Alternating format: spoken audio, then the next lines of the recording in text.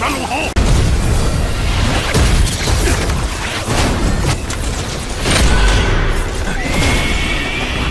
来，珠宝都不要，去替夺舍吧。也只能如此。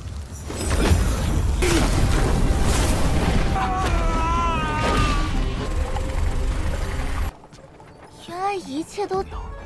区节。先前你们观察那画轴的时候，我快看！哎呀，就是我本来是想取走大部。那苍坤上人留下。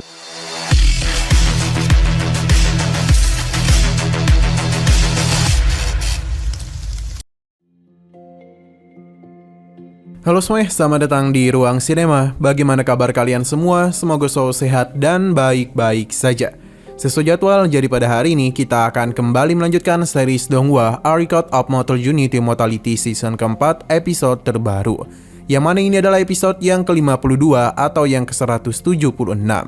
Namun sebelum kita mulai episode terbarunya, kita akan melihat dulu apa saja yang terjadi pada episode sebelumnya. Hali bersama para tetua lainnya telah masuk lebih dalam dan secara mengejutkan mereka melihat adanya sebuah patung iblis. Yang mana ini sepertinya merupakan aula pemujaan. Tidak hanya itu, terdapat sebuah tulisan kuno yang cukup menarik perhatian. Tapi perhatian seketika saja teralihkan pada sebuah batu besar yang baru saja keluar, di mana terdapat berbagai harta karun di sana. Berhubung hanya ada 3 kotak saja, jadi Wang Tiangu merasa tidak puas dengan perjanjian sebelumnya. Hal tersebut tentu membuat Nanlong bersama Tetua Yun kesal, padahal kesepakatan sudah dibuat jauh sebelum mereka sampai kemari.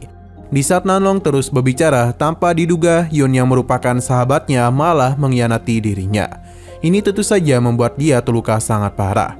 Selain itu, para tetua juga mulai mengincar Han Li. Tapi itu merupakan kesalahan besar karena Han Li menggunakan harta miliknya. Ia bersama dan Nanlong bisa pergi meninggalkan tempat ini. Sekarang kita akan melanjutkan episode terbarunya. Di saat tetua ini dibekukan oleh Han Li, membuat Nanlong sangat terkejut. Ia mencoba memanfaatkan hal itu untuk bisa lari, tapi para tetua tidak akan pernah membiarkan hal ini terjadi. Nanlong mengajak Han Li untuk bersama karena dan kekuatan yang dia miliki, maka mereka pasti dapat mengalahkan para tetua itu. Namun Tetua Yun memintanya untuk berhenti bermimpi, karena dia tidak akan lolos dari kematian. Wang Tiangu muncul dan langsung saja melancarkan serangan kepada Nanlong. Hanya saja semua itu masihlah dapat Nanlong atasi. Alhasil serangan gabungan mulai dilakukan oleh para tetua itu. Nanlong penasaran sudah sejak kapan mereka menjadi anjing dari sekte roh hantu. Nanlong dengan harta dan juga kekuatan miliknya masihlah mampu meladeni mereka. Sedangkan suara teriakan dari Wang Chan terdengar dengan sangat jelas. Ia terus meminta pertolongan kepada pamannya. Sedangkan Nanlong bergegas melakukan pelarian. Yun bersama dan para tetua lainnya akan menangkap Nanlong terlebih dahulu. Sedangkan Han Li bersama Yin Yu harus bergegas keluar dari tempat ini. Ia harap Nanlong bisa bertahan lebih lama karena dia harus menghancurkan gerbang untuk keluar dari gua. Kembali ke sisi Nanlong, di mana dia tengah berhadapan dengan 4 Nation Soul sekaligus. Meskipun sebelumnya dia telah terluka sangat parah, tapi Nanlong masih bisa memberikan perlawanan. Terlebih lagi, harta-harta yang dia miliki sangatlah kuat dan mampu menahan mereka dalam waktu yang cukup lama.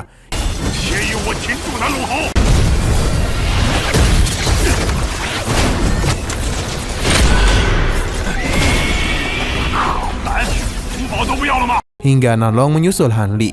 Dia akan menggunakan bendera formasi untuk bisa membuka pintu keluar. Hanya saja dia hanya memiliki 1 bendera, jadi membutuhkan waktu yang agak lama. Nanlong dan Han Li pun membuat sebuah rencana, di mana Han Li akan menutup formasi di sana, sedangkan Nanlong akan membuka pintu dari gerbang ini. Hanya saja Han Li tidak begitu yakin bisa mempertahankan formasi dalam waktu yang lama, jadi dihitung Nanlong secepat mungkin membuka gerbangnya. Pada akhirnya, harta milik Nanlong pun telah berhasil dihancurkan, yang membuat para tetua bergegas menyusul mereka. Kini mereka akan mengganggu Han Li dalam menghancurkan formasi miliknya. Untuk Nanlong sendiri menggunakan hartanya agar bisa memperkuat bendera formasinya. Hal yang sama juga dilakukan oleh para tetua, di mana seluruh serangan gabungan dilakukan untuk bisa menghancurkan formasi yang dibentuk oleh Han Li.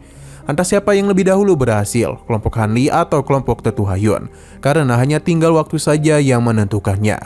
Nanlong telah menggunakan seluruh kemampuan miliknya demi bisa membuka gerbang. Di saat celah sudah hampir terbuka, Han Li pun menggunakan sayap guntur dan petirnya untuk bisa pergi meninggalkan gua ini. Disusul juga oleh Nanlong, karena bagaimanapun waktu mereka tak begitu banyak. Nanlong dan perasaan yang begitu marah berjanji kepada para tetua yang telah mengkhianati dirinya, kalau dia itu akan membalas mereka ribuan kali lipat dari apa yang telah terjadi. Han Li dan Nanlong pun telah terpisah.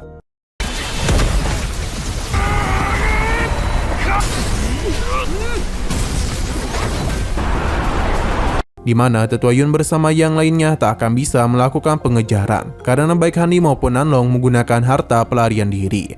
Yun tahu betul kalau Nanlong menggunakan teknik rahasia 10.000 kaki satu garis yang diciptakan oleh Chang Kun. Tapi ini menggunakan begitu banyak energi vital dan esensi darah. Namun itu akan tetap menyulitkan mereka dalam mencarinya. Sedangkan Han Li sendiri menggunakan sayap yang tidak pernah mereka lihat. Kemungkinan harta itu dapat berteleportasi juga. Ia menenangkan mereka karena ia sudah memiliki rencana dalam mengalahkan Nanlong. Karena diam-diam dia telah memanipulasi tubuhnya. Di saat darahnya sudah terkuras banyak akibat teknik itu, maka Nanlong akan berhenti. Dan itulah saat yang tepat untuk mengejar dan mengalahkannya. Sino berpindah ke sisi Wang Chan, di mana dia yang awalnya begitu keras kepada Han Li justru tengah terkapar. Wang Tiangu dan juga Yan Ruyan bingung karena dia sudah melakukan berbagai pengobatan, tapi tidak kunjung bisa memulihkannya. Sepertinya teknik yang digunakan oleh Han Li merupakan teknik yang sangat mengerikan, bahkan dibutuhkan bahan khusus untuk bisa menghentikan serangannya. Wang Tiangu melakukan pemeriksaan dan menyadari kalau ini adalah teknik iblis tingkat atas, yang bahkan belum pernah dia lihat sebelumnya. Ia penasaran apakah Han Li memiliki hubungan dengan kultivator iblis atau sekte iblis lainnya. Wang Tiangu pun menyimpan kekuatan tersebut. Sedangkan para tetua lainnya tengah berusaha untuk membebaskan Tetua Yu.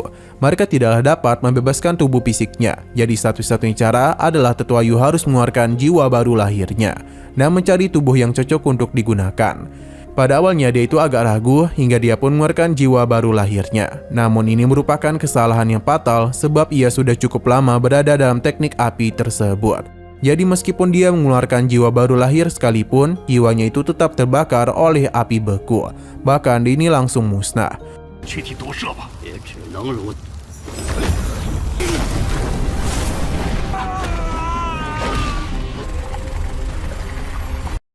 Melihat apa yang terjadi membuat Wang Tiangu dan para tetua lainnya terkejut. Karena api beku ini mampu melenyapkan jiwa seseorang yang bahkan di tingkat Nation Soul.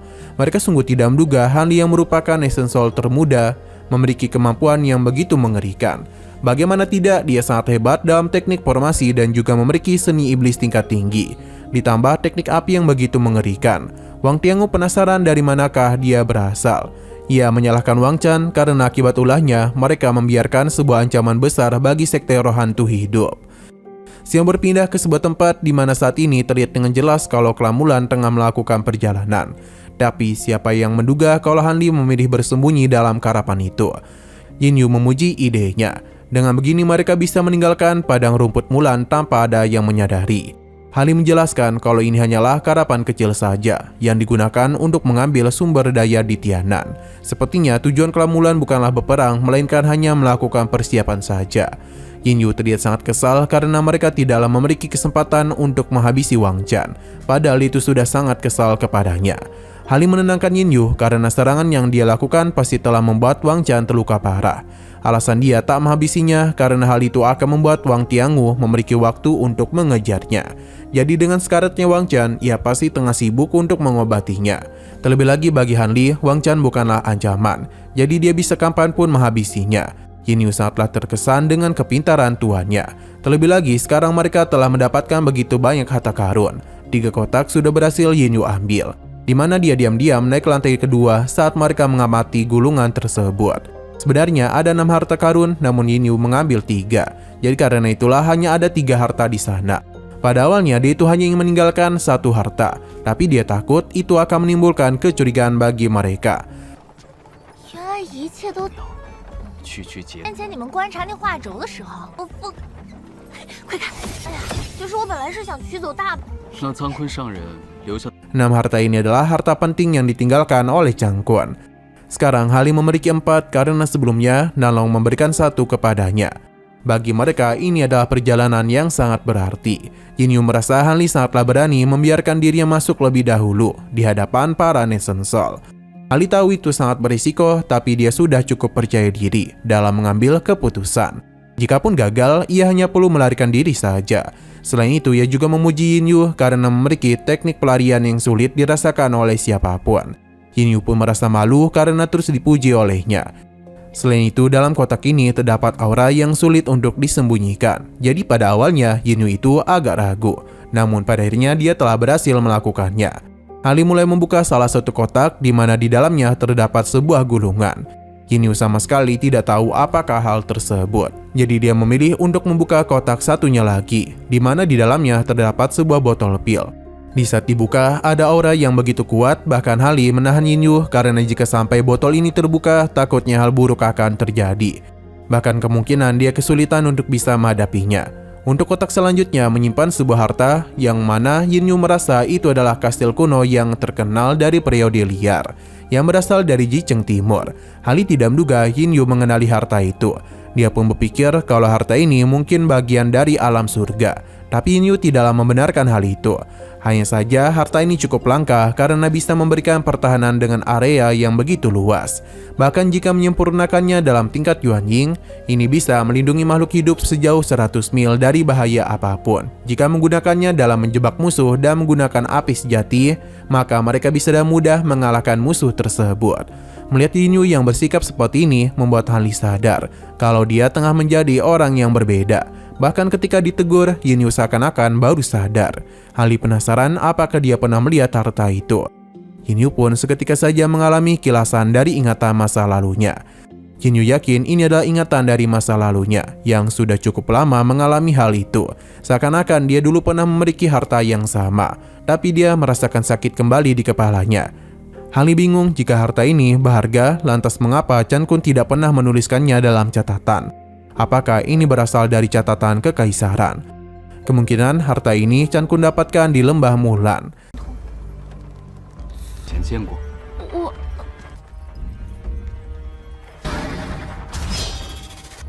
楚人如此一说， 和玉简中不见苍坤上人。 Sayang sekali mereka tidaklah memiliki informasi apapun. Selain itu, gulungan penyembuhan tidak ada di kotak yang baru saja dirinya buka. Kemungkinan harta itu ada pada Nanlong. Selain itu, 2 kotak lainnya sudah Hanli cek dan tidak cocok dengan gaya kultivasinya. Tapi mungkin dia bisa mempelajari beberapa hal. Jinyu paham dan memintanya untuk membuka kotak terakhir, di mana itu ternyata hanyalah sebuah cincin. Jinyu pun tidak jadi senang, tapi dia berharap ada sesuatu di dalamnya. Jinyu seketika saja senang dan di saat Hanli berharap banyak, ia memberitahu kalau itu hanyalah sebuah cincin biasa. Namun Hanli memiliki keyakinan kalau harta itu sepertinya memiliki asal-usul yang tak biasa. Karena tidaklah mungkin Chan Kun menyembunyikannya. Hanli akan menggunakan harta ini dulu supaya bisa mencari tahu kegunaannya. Terlebih lagi, ini merupakan milik seseorang yang kuat pada zaman dahulu. Untuk sementara, Hanli akan bersembunyi dulu karena bagaimanapun jika berita ini menyebar, pasti akan ke telinga-telinga para kultivator tua. Dan menyebarnya rumor itu, maka mereka pasti akan kemari. Namun kondisi Tianan akan semakin sulit, terutama klan Mulan yang tengah bersiap untuk berperang. Hanli pun berencana untuk meninggalkan tempat ini dalam beberapa hari ke depan. Untuk saat ini mereka akan bersiap dulu dan memikirkan rute paling aman untuk kembali ke sekte Luoyun. Jinyu paham dan memilih untuk beristirahat dulu. Kita diberitahu setelah masalah yang terjadi pada gua, Hanli pun telah berhasil lolos dari kekacauan tersebut. Tapi dengan kekacauan besar dari pasukan Lan yang mendesak masuk, membuat Tianan sekali lagi menghadapi masalah besar. Pertarungan untuk hidup dan mati pun tengah berada di depan mata. Dan ini adalah akhir dari season keempatnya. Tidak lupa seperti biasa, Hanli meminta kita untuk menunggu, karena dia akan segera kembali. 对追魔谷也有兴趣吗？ 不过眼下，就算得到追魔再说，木兰人已经斩第一兄弟，也可能暂且闭目调息。 Oke, sekian dulu pada video kali ini. Untuk video selanjutnya akan segera hadir. Jadi bagi kalian yang mengikuti series ini, langsung saja klik subscribe dan aktifkan loncengnya. Terima kasih yang sudah menonton video sampai habis. Jika kalian suka pada video ini, klik like dan share ke teman-teman kalian tentang channel ini. Dan ditunggu aja kelanjutannya. Oke, sampai jumpa di video selanjutnya.